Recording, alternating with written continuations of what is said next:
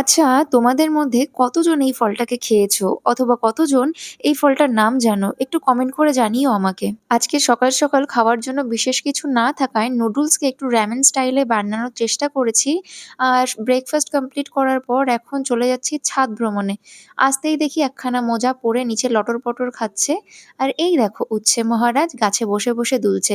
বেশি দেরি না করে ফট করে উচ্ছেটাকে ছিঁড়ে নিলাম। আর এইদিকে একটুখানি দেখিয়ে দিলাম আমাদের বেগুন গাছ যা ফুলে, ফুলে ঢলে, ঢলে সেজে উঠেছে কিন্তু ফলন এখনো আসেনি। আর এই দেখো হংসরাজ কিভাবে দুলে, দুলে হেঁটে, হেঁটে বেড়াচ্ছে। আর এই বেচারা তো ভয়ে থমকে গেছে। অনলাইন থেকে একটা তরমুজ এনেছিলাম। অনলাইনের থেকে আনা সবজি, ফল এতটা যে কেন খারাপ হয় আমি বলতে পারব না। অথবা শুধু এটা আমার সঙ্গেই হয়। দেখো কিরকম সাদা, একদম বাজে। আর এদিকে দেখো কুমড়োগুলোকে কেটে নিয়েছি এরকম পাতলা, পাতলা করে। আর এটাকে এইভাবে তেলে ভাজবো।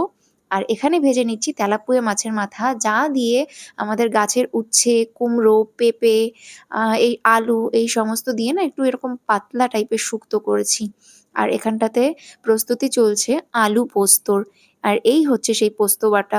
আর এখানটাতে কিছু কাতলা মাছ যেগুলো আগের দিনই এনে রাখা ফ্রিজে ভেজে নিয়েছি সেগুলোকে দেখো এরকমভাবে পেঁয়াজ, আলু এগুলোকে আলাদা করে আগে ভেজে নিয়ে তারপর ওই একই সর্ষে, পোস্ত এইভাবে বেটে এই মশলাটা কষিয়ে এর ভিতরে জল ঢেলে দিয়ে কিন্তু জলটা একটু ফুটে উঠলে আমি ওই কাতলা মাছগুলোকে ঢেলে দেবো।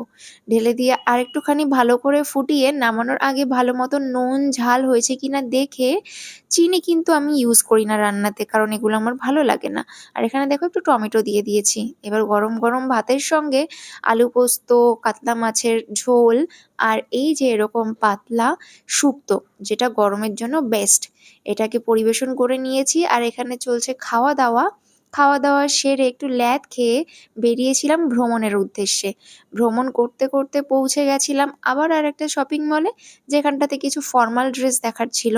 বাট বিশেষ কিছু পছন্দ না হওয়ায় আবার গিয়ে হামলে পড়লাম বার্গার কিংয়ে। অন্যদিন কিন্তু অন্য খাবার খেয়েছিলাম আর আজকে কিন্তু অন্য খাবার খাচ্ছি। কেউ আবার যেন বলে বসো না ডেইলি, ডেইলি বার্গার কিংয়ে যাচ্ছি, একই রকম খাবার খাচ্ছি, একই রকম কিছু দেখাচ্ছে। এই দেখো জামাটাও অন্য, খাবারটাও অন্য। তোমাদের তো আবার কমেন্ট করতে ট্যাক্স লাগে না? ভাগ্যটা ভালো যে সরকার কমেন্টে আর কথাতে ট্যাক্স বসায়নি। তা না হলে কি হতো বলো তো? সবারই তো একদম ঘুম উড়ে পাখি হয়ে যেত।